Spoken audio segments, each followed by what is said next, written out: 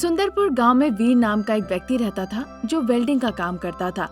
उसका एक बेटा था जिसका नाम था राकेश। माँ बाप ने उसकी शादी करा दी, पर कुछ दिनों के बाद वीर की पत्नी अंजना की मृत्यु हो गई। अब उसके लिए अकेले रहना बहुत मुश्किल हो गया था। उसके मन में दूसरी शादी का इरादा आने लगा, लेकिन इस उम्र में और अपनी बहू के आने के बाद उन्हें बताने में उसे झिझक हो रही थी। इसलिए उसने ये बात दबा ली और अपने पैर पीछे हटा लिए। लेकिन एक दिन उसने अपने बेटे और बहू को अपनी दूसरी शादी का फैसला बता ही दिया, जिस दिन वो दोनों घर पे थे। राकेश, सारिका, मुझे तुम लोगों से बात करनी थी। क्या हुआ पिताजी, आपको खर्च के लिए पैसे चाहिए? पैसों की बात नहीं है, मैं फिर से शादी करना चाहता हूँ। क्या कहते हो तुम दोनों? ये बात सुन के राकेश बहुत खुश होता है, पर बहू सारिका अपना मुंह बना लेती है। आखिरकार वो कहना चाहती है कि उसे पसंद नहीं आया। इसमें हम क्या कहे पिताजी, इस उम्र में आपको एक साथी चाहिए, हमें मंजूर है पिताजी। बेटा, तुम क्या कहती हो? वो क्या कहेगी पिताजी, मैंने कह दिया ना। आप आगे बढ़िए और शादी कीजिए, आपको एक साथी की जरूरत है। बेटे की राय जानकर वीर खुशी खुशी वहाँ से चला जाता है। अब क्योंकि सारिका को ये बात पसंद नहीं आई थी कि उसके ससुर जी शादी कर रहे हैं, तो वो कहने लगती है, हमारे बच्चों के साथ खेलने की उम्र है उनकी और वो चले शादी करने। अच्छा, तो इस बात के लिए मैडम अपसेट है। देखो सारिका, पिताजी को अपना एक साथी चाहिए। वक्त वक्त पे तुम उन्हें खाना नहीं खिला सकती हो, उनका देखभाल नहीं कर सकती हो सारिका। मतलब मुझे सासू माँ के नखरे सहने होंगे, इससे भाग नहीं सकती। बिना गलती के पिताजी ने अपने पैर में चोट लगा बैठे। तुम्हें तो पता ही है, अब तुम्हें दवाइयाँ लगानी होगी। तुम कर सकती हो क्या, बताओ? जब माँ जिंदा थी तो माँ करती थी, वो सारा काम माँ का था। अब माँ नहीं है, उनकी दूसरी शादी में क्या दिक्कत है, तुम ही बताओ सारिका। क्योंकि ससुर जी की दूसरी शादी उसे मंजूर नहीं थी, इसलिए सारिका कुछ नहीं कहती है। वो अपने काम में लग जाती है। 2 दिन निकल जाते हैं। अब वीर सुशीला नाम की एक लड़की से शादी करके घर ले आते हैं। सारिका आश्चर्य हो जाती है, पर राकेश ये देखकर बहुत खुश होता है। बेटा सारिका, तुम्हारी सासू माँ आई है, स्वागत करो। सास न जुत्ती, सौतेली सास, ऐसा कहकर वो मनी मन गाली देती है, पर मुस्कुराते हुए उसे घर पे ले आती है। फिर वीर और सुशीला दोनों घर आते हैं। क्योंकि सारिका को उसकी सासू माँ पसंद नहीं थी, इसीलिए वो ज्यादा बात नहीं करती है। सुशीला उससे बात करना भी चाहे तो सारिका उसके साथ बात नहीं करती थी। ऐसे ही कुछ दिन निकल जाते हैं। फिर पता चलता है कि सुशीला गर्भवती है। उस दिन से सासू माँ के ऊपर सारिका का गुस्सा दुगना हो जाता है। सारिका रिश्ते में बहू होने के बावजूद, क्योंकि वो सुशीला से उस घर में पहले कदम रखी थी, इसीलिए वो सुशीला से घर का सारा काम करवाती थी। सासू माँ, जाके घर साफ कीजिए तो। और ऐसा कह के वो सोफे में बैठ के टीवी देखने लगती है। सुशीला बिना कुछ कहे घर साफ कर देती है। थोड़ी देर के बाद वो सारिका के पास जाकर कहती है, सारिका, मैंने घर साफ कर दिया है, अब थोड़ा आराम करना चाहती हूँ। सारा काम पड़ा हुआ है और आप आराम करने जा रही है सासू माँ? मैंने बर्तन धो दिए हैं, कपड़े भी धो दिए हैं, घर साफ कर दिया है, सारा काम तो हो गया, क्या काम बचा है? सारिका को जवाब नहीं दे पाई। वो अंदर गई और 2 मिनट बाद कुछ कपड़े ले आके कहने लगी, सौतेली सासू माँ, इन कपड़ों को आयरन कर दीजिए, इन्हें आपको ही आयरन करना पड़ेगा। सारिका, 1-2 होता तो मैं कर देती, पर बहुत सारे हैं। ऊपर से मैं गर्भवती हूँ, मैं बहुत देर तक खड़ी नहीं रह सकती। अगर तुम्हें जरूरत है तुम खुद कर लो। सौतेली सास की ऐसी बातें सुन के सारिका को बड़ा गुस्सा आता है। सास ने इस तरह से उसके मुंह पे जवाब कैसे दिया, ये सोचते हुए वो जाके इस्त्री की स्विच ऑन कर देती है। उसी बीच किसी ने सारिका को बाहर से आवाज लगाई तो वो बाहर चली गई। ये देखकर सुशीला उस इस्त्री को एक साड़ी के ऊपर लाके रख देती है। फिर वो साड़ी पूरी तरह जल जाती है। सारिका को साड़ी जलने की बदबू आती है तो वो घर के अंदर भाग के आती है। तब तक साड़ी जल चुकी थी। ये देख के सारिका कहती है, मैंने जो आपको काम करने को कहा था, अगर आपको नहीं करना था तो आप मुझे मुंह पे बोल सकती थी, पर आपको इस तरह से नहीं करना चाहिए था। आपने एक अच्छी साड़ी जला दी, पापी कहेंगी। रुकिए, मैं आपको सबक सिखाती हूँ। ऐसा कहकर सारिका गुस्से में उस इस्त्री को लाकर सीधा सुशीला के हाथ में रख देती है। वो माँ माँ कहकर चिल्लाने लगती है। सुशीला के हाथ लाल हो गए थे। सुशीला रो रही थी अपने हाथों को देखकर। रात का वक्त था, सभी लोग एक साथ बैठ के खाना खा रहे थे। सुशीला अपने जले हुए हाथों से सबको खाना परोस रही थी। राकेश की नजर पड़ती है सुशीला के हाथों पे। आंटी, आपके हाथों को क्या हुआ? ऐसे कैसे जल गए? जैसे ही बेटे ने कहा, वीर की नजर अपनी दूसरी पत्नी सुशीला के हाथों पर गई।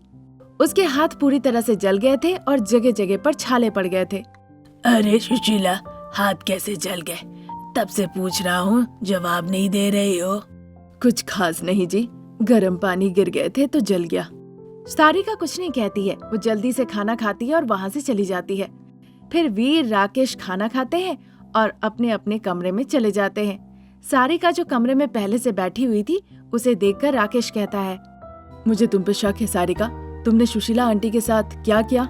मैंने अपने सौतेली सासू माँ के हाथ जला दिए, बस इतना ही है। मैंने उनसे कहा मेरे कपड़े इस्त्री करने, उन्होंने नहीं सुना तो गुस्से में आके मैंने उनके हाथ जला दिए। वो गुस्से से कहती है। उसकी बातें सुन के राकेश को बड़ा गुस्सा आता है। तुम इंसान हो सारिका, वो गर्भवती है अभी, और इस तरह उन्हें तकलीफ देना ठीक नहीं है। आज के बाद से तुम्हें जो भी काम होगा तुम खुद करोगी, समझ गई ना? क्या जुम्मा आए 2 दिन हुए और वो तुम्हारे लिए ज्यादा इम्पोर्टेंट है? क्या बात कर रही हो? वो मेरी माँ की जगह पे आई है। वो मेरी माँ की तरह है। मुझे उसके बारे में भी सोचना होगा। आइंदा कभी ऐसा उनके साथ मत करना, ध्यान रहे। मुझे सौतेली सास बिल्कुल पसंद नहीं। मैं तुम्हें एक छोटी कहानी सुनाता हूँ, बाकी तुम्हारी आगे मर्जी। हाँ सुनाओ। अगर मेरे पिताजी की जगह तुम्हारे पिताजी होते, मेरी जगह तुम्हारा भाई होता, तुम्हारी जगह पर तुम्हारी भाभी होती, तो तुम क्या करती बताओ? सारिका बिना कुछ कहे चुपचाप सो जाती है। अगले दिन सुबह सुबह वो सुशीला को बहुत इज्जत देती है, प्यार से खाना खिलाती है, घर का सारा काम काज मिलजुल के करती है। ये देखकर राकेश और वीर बहुत खुश होते हैं। चंद्रपुर गांव में भाग्यवती और उसके पति सुरेश रहते थे। उनका बेटा था मधु। बड़े प्यार से वो रहते थे। मधु की शादी की उम्र हो गई थी तो माँ ने सोचा मधु की शादी करा दे। तभी वो एक दिन कहती है, बेटा मधु, मुझे तुमसे बात करनी थी। कहो माँ, क्या कहना है तुम्हें? तुम्हारी शादी के बारे में बात करनी थी। शादी की बात सुनते ही मधु शर्मा जाता है। माँ समझ जाती है कि मधु अब शादी के लिए बिल्कुल तैयार है। फिर वो अपने बेटे मधु के लिए अच्छा रिश्ता ढूंढने लगती है। फिर एक अच्छा रिश्ता भी मिलता है। लड़की का नाम सोनाक्षी था। उससे मधु की शादी करा दी जाती है। नई नवेली दुल्हन सोनाक्षी बहुत ही पेटू थी। कितना भी क्यों ना खा ले, उसे हमेशा भूख लगती थी। ये बात ससुराल वाले नहीं जानते थे। अगर पता चल जाता तो बहुत मुश्किल हो जाती, इसलिए सोनाक्षी बहुत सतर्क रहती थी। एक दिन सासू माँ भाग्यवती किचन में नई बहू के घर पे आने पे गर्मा गर्म मटन बिरयानी बना रही थी। बिरयानी की खुशबू हॉल में बैठी टीवी देख रही सोनाक्षी के नाक तक किचन से पहुंची जाती है। बिरयानी की खुशबू पाते ही सोनाक्षी की भूख जग जाती है। कब वो मटन बिरयानी खाएगी, इसी ताक में वो बस किचन की तरफ देखती रहती है। ठीक उसी वक्त किचन से भाग्यवती बाहर निकल आती है। मेरे पैरों में दर्द हो रहा है खड़े खड़े, ये कहकर वो अपने कमरे में चली जाती है विश्राम करने के लिए। पता नहीं कब से सोनाक्षी इसी पल के इंतजार में बैठी हुई थी। वो किचन में जाती है और चारों तरफ मटन बिरयानी की खुशबू देख के बहुत खुश हो जाती है। उसके मुंह से पानी टपकने लगता है। आह, कितनी खुशबू आ रही है। मेरे पति ने बहुत पहले ही कहा था, मेरी माँ बहुत स्वादिष्ट खाना पकाती है। सच में मेरी सासू माँ बहुत स्वादिष्ट खाना पकाती है। मैं तो सूंघ के ही बता सकती हूँ। ये सोचकर अनामिका जाके बिरयानी का ढक्कन खोलती है। वैसे ही स्वादिष्ट खुशबू आने लगती है। बिरयानी के ऊपर मीट के टुकड़े देखकर, हड्डियों को देखकर सोनाक्षी की भुक्कड़पन को रोकना मुश्किल हो गया था। मुंह के लाले को निगलते हुए सोनाक्षी कहती है, आह, बिरयानी, इसे देखकर रोकना खुद को मुश्किल हो जा रहा है, पर कुछ भी हो जाए मैं इसे देखती रहूंगी। ये कहकर गर्मा गर्म बिरयानी खाने लगती है। एक तरफ उसके मुंह जल रहे होते हैं और दूसरे तरफ नाक कान से धुएं निकल रहे होते हैं। उसके बावजूद वो परवाह ना करते हुए बस खाती रहती है।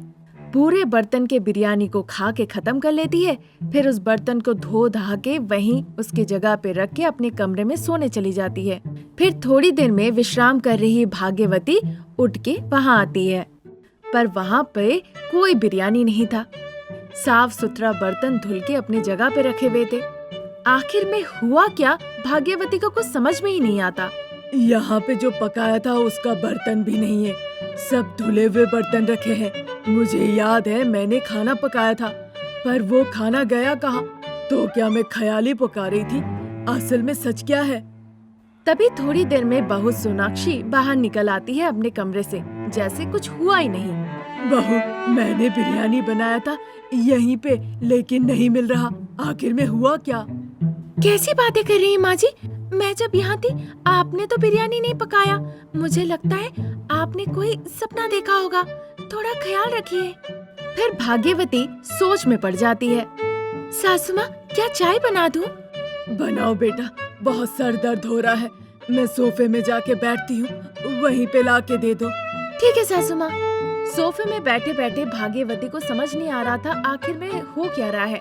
तब तक सोनाक्षी उन्हें चाय ला के देती है। आपको क्या हुआ सासू माँ? कुछ नहीं बेटा। खाने में क्या बनाऊं? बेटा नींद से जागेगा तो कहूँगी मटन लाने, हम बिरयानी बनाएंगे। माँ जी, आज शुक्रवार है ना, मैं नहीं खाऊंगी, दाल बनाती हूँ। ठीक है बेटा, फिर रविवार को बनाएंगे। सोनाक्षी जाके किचन में खाना पकाने लगती है। क्योंकि वो भूखी थी, इसीलिए दाल चावल सब कुछ वो खा के खत्म कर देती है। फिर वो सासू माँ के पास आके कहती है, सासू माँ, राशन का सामान खत्म है, आपका बेटा उठे तो उसे लाने कहिए। क्या कह रही हो बेटा? कल ही तो सामान लेकर आई हूँ, ऐसे कैसे हो सकता है? तो क्या कहना चाहती आप? मैंने सारा सामान खा लिया है। छी छी, ऐसा नहीं कहा। तुम पूरे महीने के सामान अकेले कैसे खा सकती हो भला? उसी वक्त सुरेश, जो घर के बाहर गया हुआ था, वो मिठाई और फल लेके घर लौटता है। भाग्यवती, तुम्हारे भाई का घर गया था, देखो मिठाई और फल भेजा है। बेटा सोनाक्षी, इसे अंदर ले जाओ। ठीक है पिताजी। फिर सोनाक्षी सामान अंदर ले जाने के बहाने आधा सामान अपने साड़ी के नीचे छुपा के उन सारे सामानों को अपने कमरे में ले जाती है। सासू माँ, मैं नहा के आती हूँ। ठीक है बहू, जाओ। सोनाक्षी वो सारे खाने के सामान, मिठाई, फल सब अपने कमरे में ले जाके खाती है। फिर भी उसका पेट नहीं भरता। वो बाहर निकल आती है। बहू को देखकर भाग्यवती कहती है, बेटा सोनाक्षी, तुम्हारे पिताजी ने फल मिठाइयाँ ले आए, वो ले आओ, हम खाएंगे। ठीक है सासू माँ। सोनाक्षी किचन में जाकर वो फल मिठाइयाँ लेकर सीता भाग्यवती के पास जाती है। वो देखकर भाग्यवती कहती है, अरे बहू, थोड़ा क्यों लाई हो? किसके लिए रखी हो? जाओ, सारा ले आओ। माँ जी, और नहीं थे, बस इतने ही तो थे। तुम्हारे पिताजी तो बहुत लाए थे।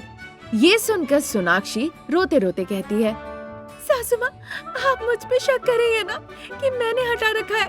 आपने ठीक से देखा नहीं क्या? मैं जब अंदर गई थी तो मेरे हाथ खाली थे। हाँ बेटा, सुबह से बहुत सारी चीजें किचन से गायब हो रही है। मुझे समझ नहीं आ रहा है आखिर में हो क्या रहा है। लेकिन ऐसे कैसे सासू माँ? ऐसे चिंतित होकर सभी लोग सो जाते हैं। फिर जब सब सो जाते हैं, सोनाक्षी को फिर भूख लगती है। धीरे धीरे वो किचन में जाती है और जो उसे मिलता है वो सब वो खा लेती है। कुछ भी वो नहीं छोड़ती। ठीक उसी वक्त भाग्यवती को प्यास लगती है और वो पानी पीने किचन में आती है। बहू को खाते देख वो आश्चर्य हो जाती है। पूरा मामला भाग्यवती समझ जाती है। धीरे धीरे वो बहू के पास जाती है और पूछती है, बहू तुम क्या कर रही हो? सासू माँ की बातें सुन के सोनाक्षी सासू माँ के पैर पे पड़ जाती है और वो अपनी भूख के बारे में सब बता देती है। उसकी बातें सुन के भाग्यवती हंसने लगती है। ठीक है बहू, आज से तुम्हें जब भी खाने का मन करे तुम मुझे कह देना, घर पे ही बना दूंगी। ऐसा कहकर वो अपनी बहू को गले लगा के प्यार करती है।